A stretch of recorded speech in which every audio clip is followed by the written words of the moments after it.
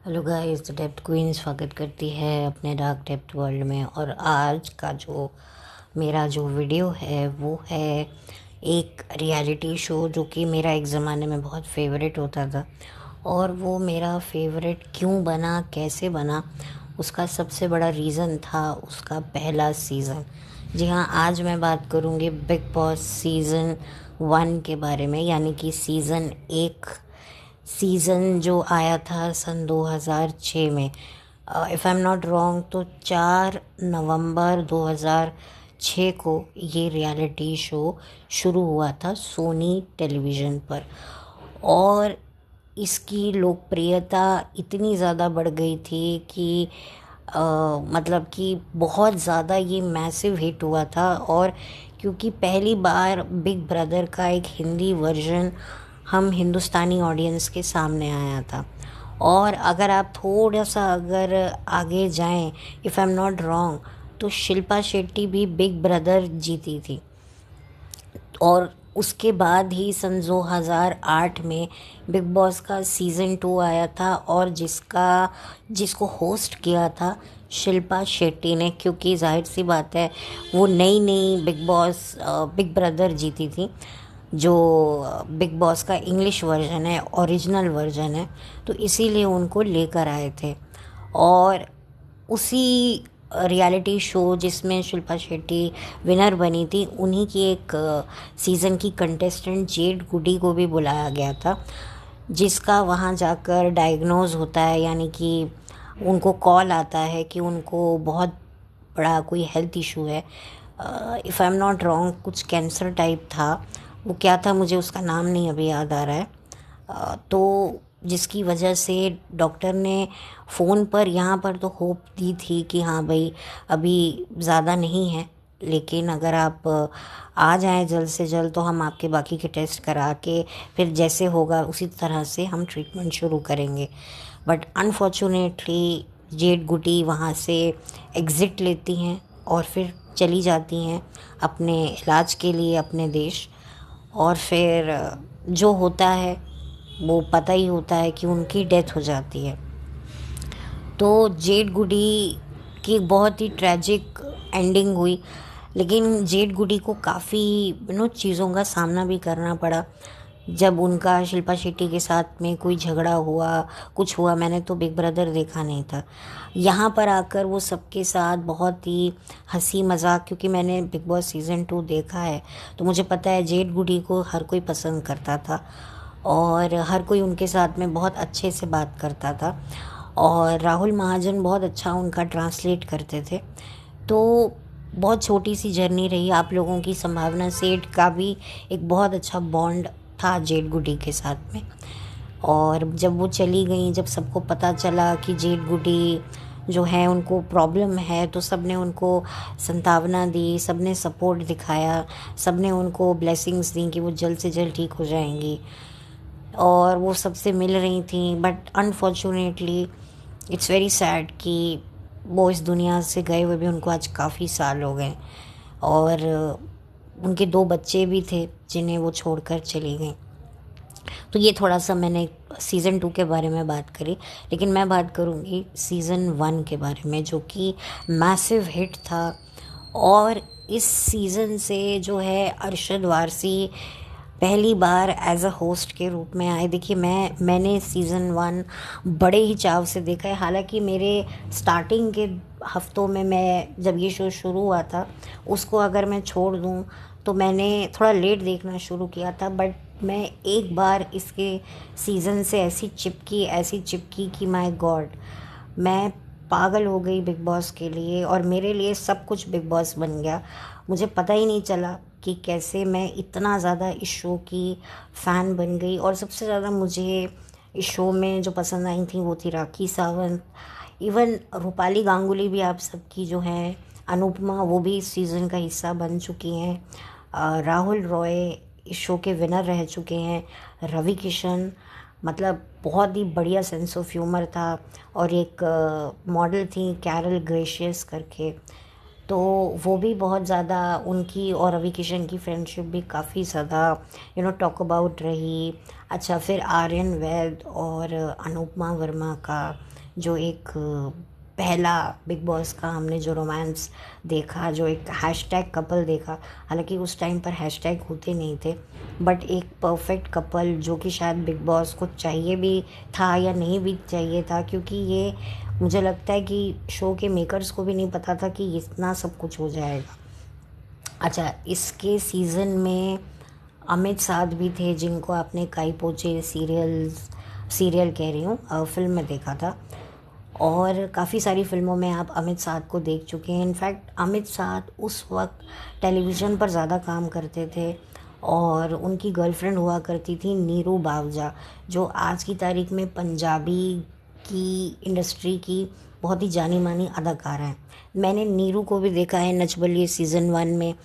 इससे पहले अमित साध नीरू के साथ में नच बलिए सीज़न 1 में भी दिख चुके हैं। तो अमित साध एक टेलीविज़न पर्सनालिटी थे। वो फिल्मों में जाएंगे नहीं जाएंगे कुछ नहीं पता था, और काफ़ी हार्ड लाइफ उनकी रही है, उनकी बातों से और उनके मिजाज से देखने को मिला। बहुत ही शॉर्ट टेम्पर थे, और राखी सावंत एक टाइम पर अमित को पसंद भी करती थी, तो ये चीज़ें बड़ी अट्रैक्ट करती थी। प्लस कश्मीरा शाह का जो एक चतुर चंट दिमाग था, वो भी बहुत ज़्यादा मतलब लोगों को परेशान करता था, और काफ़ी उनको क्रिटिसिज्म झेलना पड़ा। और इस फिल्म कह रही हूँ, वाकई ये फिल्म ही थी। ये बिग बॉस का मेरा वन ऑफ द बेस्ट, मतलब मैं कहूँगी रियलिटी शो है, मतलब सीज़न रहा है मेरा। आई थिंक कुछ सीज़न हैं जो मेरे बड़े दिल के करीब रहे हैं, लेकिन ये तो मेरे बिल्कुल ही दिल गुर्दे फेफड़े सबके करीब रहे, क्योंकि मैंने बहुत इन्जॉय किया है, बहुत बहुत बहुत बहुत ज़्यादा मैंने इन्जॉय किया है। और इसमें दीपक तिजोरी भी आए थे, और दीपक तिजोरी का वैसे ऑब्जर्वेशन काफ़ी अच्छा था, जो उस समय आपको समझ में नहीं आता है, लेकिन अब जब आप इतने सीजन्स देख चुके हो, तब आपको समझ में आता है नहीं भाई वो बंदा सही कहता था। तो मुझे ये चीज़ बड़ी सही लगी। एंड मोस्ट इम्पॉर्टेंट थिंग, इसमें बॉबी डार्लिंग भी आए थे, जो बहुत जल्दी इविक्ट हो गए। प्लस इसमें जो है बहुत अच्छे अच्छे टास्क भी होते थे, जो आज भी मुझे याद आते हैं, जिसमें मतलब वो एक फ़ौजी टास्क भी दिया हुआ था, बहुत सारे टास्क थे। अच्छा, राखी सावंत का बर्थडे भी बड़ा अच्छा मनाया हुआ था। सब कुछ बड़ा ही इसमें बहुत ही इनोवेटिव क्रिएटिव दिमाग भी बहुत ज़्यादा लगा हुआ था। अच्छा, घर भी आप देखेंगे ना, तो थोड़ा सा इस बार के जो मतलब अब के जो बिग बॉस के घर होते हैं वो बहुत ही कलरफुल होते हैं, बट इस बार का जो पहले का जो सबसे पहले सीज़न का बिग बॉस था, वो थोड़ा सा आपको देखने में डल लगेगा। लोग वहाँ पर सन ग्लासेस भी पहनते थे, हालांकि सीज़न 1 और सीज़न 2 तक सन ग्लासेस अलाउ होते थे, लेकिन उसके बाद फिर सन ग्लासेस बैन कर दिए गए, क्योंकि क्या होता है ना, आप जब गॉगल्स पहन लेते हो, सन ग्लासेस पहन लेते हो, तो आपके जो एक्सप्रेशंस होते हैं वो छुप जाते हैं। और आई थिंक बहुत ज़्यादा उसमें एक लड़की भी थी, कॉमनर रागिनी करके, जिसका नाम शायद अभिजाता था, कुछ तो था, जो अनफॉर्चुनेटली मैंने सुना है वो भी लड़की अब इस दुनिया में नहीं है। उसको भी काफ़ी साल, आई थिंक 10 साल हो चुके हैं, शायद उसने भी कुछ अपने साथ किया है, ऐसा कहते हैं लोग। रियलिटी क्या है मुझे नहीं पता, बट उसकी भी अब डेथ हो चुकी है, ऐसा मैंने कहीं मैंने पढ़ा था काफ़ी साल पहले, और मुझे बहुत शौक़ लगा था, मुझे बहुत बुरा भी लगा था, क्योंकि मैंने उस लड़की को भी देखा है जो उसे अंडरकवर एजेंट बना के लेकर गए थे। और इसमें वाइल्ड कार्ड एंट्री दीपक तिजोरी की थी, और ऑब्वियसली फिल्म प्रमोशंस होते थे। जॉन इब्राहिम काबुल एक्सप्रेस के लिए गए थे, मॉर्निंग गाने बजते थे। राखी सावंत का जो हिलेरियस अंदाज था, वो दीपक पराशे को नाइटी वाले बाबा बोलती थी, बहुत ही ज़्यादा हिट हुआ था, बहुत ज़्यादा हिट हुआ था। और जो लड़ाई झगड़ा जो राखी सावंत को एक टाइम बाद सबने कॉर्नर कर दिया था, कश्मीरा ने जब अपनी आखिरी के दिनों में एंट्री ली थी, तो ये सारी चीज़ें बहुत ज़्यादा टॉक अबाउट रहीं। और ये season I think one of the best season रहा। सीज़न 2 भी अच्छा था, वो भी अपने लेवल का बहुत ही एंटरटेनिंग था, मैं उसको भी अपने फेवरेट में कंसिडर करूँगी। लेकिन पहले की जो बात है वो तो अलग ही बात है, और इसमें और कंटेस्टेंट्स मुझे याद नहीं आ रहे। हालांकि एक चीज़ आपको ने नोट करी होगी कि ये एक लौता ही ऐसा सीज़न है जिसके कंटेस्टेंट्स ऑलमोस्ट सारे को अच्छा काम मिला है, अच्छा ब्रेक मिला है, जो अभी तक काम कर रहे हैं, चाहे वो राखी सावंत हो, रूपाली गांगुली हो, एंड दीपक तिजोरी हो। दीपक तिजोरी भी दिखते रहते हैं। और रवि किशन तो आपको पता ही है कि रवि किशन का पूरा करियर जो है सरपट दौड़ा है बिग बॉस की वजह से। और हाँ, कुछ नाम हैं जैसे कैरल ग्रेशियस जो मॉडल थी, जो काफ़ी आगे तक गई थी, वो इतना नहीं दिखी हैं मुझे। बाकी मेजॉरिटी कश्मीरा शाह भी आपको दिखेंगी। और कौन से लोग थे मुझे याद नहीं आ रहे। अनुपमा वर्मा भी मुझे ज़्यादा अब दिखती नहीं है, हालांकि मैंने उनका सोशल मीडिया अकाउंट चेक किया था। अब तो काफ़ी वो हो गई हैं, आई थिंक उन्होंने शादी की है, नहीं की है मुझे नहीं पता। आर्यन वैद भी काफ़ी ज़्यादा उनको काम मिला एक टाइम तक, बट फिर भी वो अपनी पर्सनल लाइफ में काफ़ी उलझते चले गए। आई डोंट नो, उनका अपनी वाइफ के साथ में, उनकी फॉरेनर वाइफ रही हैं, यानी कि उन्होंने एक फॉरेनर लड़की से शादी की थी, but I don't no, I think so कि अब वो शायद उनके साथ नहीं है।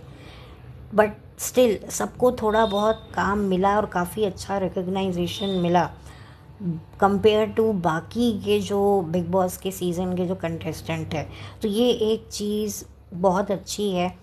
और इस सीज़न में कौन था मुझे याद नहीं आ रहा है, मतलब वो है ना कि ज़बान पे नाम नहीं याद आ रहे और आंखों के सामने चेहरे याद नहीं आ रहे, बस ये गिने चुने चेहरे आंखों के सामने हैं। एंड अमित साध को तो आप लोगों ने देखा ही था फिल्मों में, कैसे उसने अपनी एक पारी खेली है, और बहुत ही अच्छी ज़बरदस्त पारी उसने खेली है। एंड रूपाली तो अब अनुपमा में कर ही रही है, तो मेजॉरिटी सब जो हैं, बहुत लंबा सबका करियर रहा है और बहुत ही अच्छा करियर रहा है। अच्छा, इसमें बाबा सहगल भी आए थे। बाबा सहगल भी काफ़ी फ़नी थे और बड़ा ही उनका भी बड़ा एंटरटेनिंग अंदाज़ था। लेकिन हाँ, वाइल्ड कार्ड्स ही होते हैं। और राखी सावंत इसमें एक बार इविक्ट होकर दोबारा भी आई, तो राखी के जाने के बाद बहुत लोगों को एंटरटेनमेंट की कमी लगी, इसलिए उनको वापस भेजा। वो बात अलग है कि राखी फिर कई सीजन्स में आई हैं, लेकिन जो बात राखी की पहले सीज़न में थी, क्योंकि वो ओरिजिनल थी, तो ओरिजिनल कंटेंट ही होता है, और वो लगा। वो बात अलग है कि बाद में तो फिर वो सब स्क्रिप्टेड फेक पीआर ड्रामा सब करते हैं। लेकिन ये एक ऐसा, कहते हैं ना, एक मात्र एक लौता वाहिद ऐसा सीज़न है जो मुझे लगता है कि स्क्रिप्टलेस था।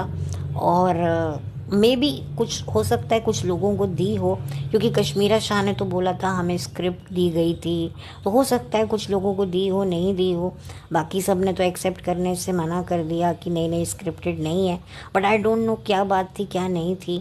हालांकि कश्मीरा शाह भी सीज़न 13 में आई थी और बड़ा बन ठन के बात कर रही थी, ये है, ऐसा है, हमारा घर है। जब वो शहनाज को थोड़ा सा वो दिखा रही थी, कोल्ड शोल्डर बोलते हैं ना, आई डोंट नो क्या बोलते हैं। इनफैक्ट कश्मीरा शाह दोबारा भी आई थी चैलेंजर बन के रुबीना वाले सीज़न में। लेकिन वही बात है कि भाई, जो चौका मारा है कश्मीरा ने पहले सीज़न में, आई थिंक अब मुझे लगता है कि मुझे कश्मीरा को शायद क्योंकि नया नया सीज़न था, तो हम किसी की बात को समझ नहीं पा रहे थे। आज मुझे लगता है कश्मीरा शाह ने जो भी खेला, प्ले किया, वो सही था। वो उसका जो ऑब्जर्वेशन था लोगों को लेकर, वो सही था। लेकिन क्या है, हमें चीज़ें समझ में नहीं आती थी। ऑफ कोर्स लोग जो कंटेस्टेंट थे वो दिमाग में अपने स्क्रिप्ट लेकर ज़रूर आए होंगे कि हमें ऐसा करना है, ऐसा करना है।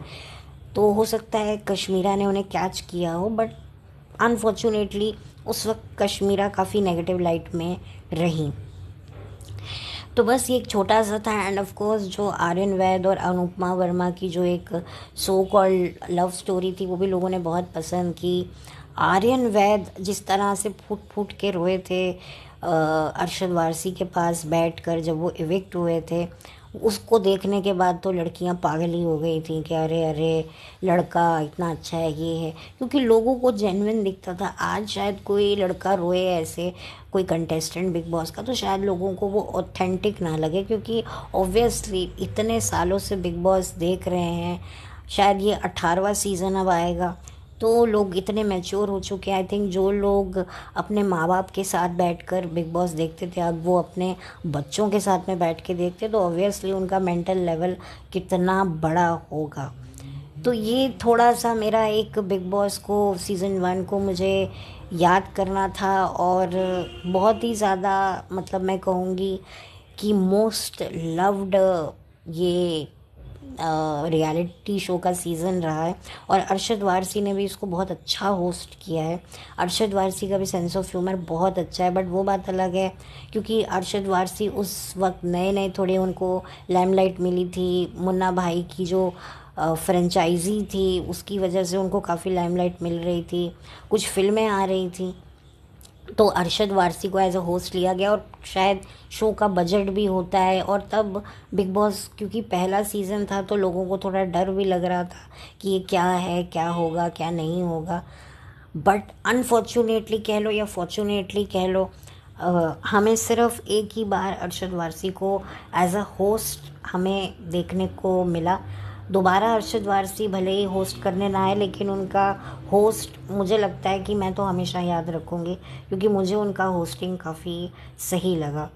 एंड राहुल रॉय के बारे में बात करूँगी कि राहुल रॉय, मैं डेफिनेटली कहूँगी कि वो डिज़र्विंग तरीके से जीते थे। उन्होंने काफ़ी अपने माइंड को जो है कंट्रोल किया था, काफ़ी चीज़ों को बैलेंस किया था। वो बात अलग है कि बाकी लोगों ने उनको आने वाले सीजन्स में कंटेस्टेंट ने कॉपी किया, but Rahul is a Rahul, वो अपने ही उसमें थे। और राहुल की तबीयत भी काफ़ी कुछ वक्त से बड़ी ख़राब चल रही थी, उनको शायद कुछ स्ट्रोक वोक भी आ चुका है, तो अब वो अपनी लाइफ में नॉर्मल हो गए हैं, उनका डाइवोर्स भी हो गया। ऑब्वियसली सबकी लाइफ में बड़ा ही हर किसी की लाइफ कॉम्प्लिकेटेड होती है। अच्छा, एक चीज़ और मैं राहुल रॉय से रिलेटेड देखना चाहूँगी कि राहुल रॉय की जो वाइफ रही हैं, वो एक ज़माने में बिग बॉस सीज़न 4 के कंटेस्टेंट समीर सोनी की फर्स्ट वाइफ भी रह चुकी हैं। और सिर्फ 6 महीने की शादी थी और उसके बाद वो अलग हो गई, और फिर बाद में उन्होंने राहुल रॉय से शादी की, और उनसे भी अलग हो चुकी हैं। तो ये थोड़ी सी मुझे सिमिलैरिटी लगी, बट बाकी तो खैर कुछ नहीं। राहुल रॉय ने भी शो जीतने के बाद उनको, हालांकि ये थोड़ा सा अलग लगेगा आपको कि जो शो का विनर रहा उसे इतना फ़ायदा नहीं हुआ कंपेरेटिवली, जो कंटेस्टेंट जीते नहीं थे उनको ज़्यादा बिग बॉस के सीज़न में फ़ायदा हुआ है। हालांकि वो टाइटल बिग बॉस सीज़न 1 का राहुल रॉय के पास है, लेकिन जो कामयाबी है मुझे लगता है वो रवि किशन के पास है, कश्मीरा शाह के पास है, रूपाली गांगुली के पास है, राखी सावंत के पास है, एंड अमित साध के पास है। इवन बॉबी डार्लिंग भी काफ़ी कंट्रोवर्सीज में दिखते ही हैं। हालांकि उन्होंने अपना जेंडर चेंज करवा लिया, फिर शादी कर ली, फिर उसमें भी उनको काफ़ी ज़्यादा प्रॉब्लम फेस करने पड़ रहे हैं, तो वो खैर उनकी अपनी ही एक अलग प्रॉब्लम है। सो ये एक छोटा सा ताना बाना था। और दीपक तिजोरी की तो फिल्में आई ही, Tom and Dick and Harry, तो बस सबका ऐसा ही रहा है। और I wish each and every contestant all the very best. I don't know, उसमें से एक की तो डेथ हो चुकी है, इनफैक्ट और तो किसी की थैंकफुली नहीं हुई है। एंड दीपक पराशर नाम था ना, उनका भी ज़्यादा सफ़र बिग बॉस में हुआ नहीं, क्योंकि वो भी इविक्ट हो गए। बाबा सहगल भी जो हैं एक शो में दिखे थे, जुगनी चली जलंधर, जो सब टीवी पे आता था, जिसमें राखी सावंत के एक्स बॉयफ्रेंड अभिषेक अवस्थी भी काम कर रहे थे। तो ये थोड़ा सा बाबा सहगल को थोड़ा फ़ायदा हुआ, बाकी तो और कुछ नहीं। और एक दो कंटेस्टेंट होंगे, अनुपमा वर्मा भी गायब हैं, वो काफ़ी टाइम से दिखी नहीं, कोई फिल्म भी या कुछ नहीं। तो बस ये एक मेरा आप लोगों के साथ में एक शेयर करना था कि आप लोग बताइएगा कि आपको ये सीज़न कैसा लगा था, और जिन्होंने ये सीज़न देखा नहीं है तो थोड़ा बहुत इसके क्लिप्स यूट्यूब पे आपको मिल जाएंगे। फुल एपिसोड्स तो नहीं मिलेंगे, या ऑर्डर वाइज नहीं मिलेंगे, लेकिन हाँ थोड़े बहुत मिल जाएंगे। और बस ये एक मेरा एक छोटा सा एक यादों का एक एक यादों की मिठाई का डब्बा था जो मैंने खोला, और आपको मैं थोड़ा थोड़ा टेस्ट करवा रही हूँ। तो बस बताइएगा आपको ये टेस्ट कैसा लगा। तो चलती हूँ, लौट कर मिलती हूँ। Have a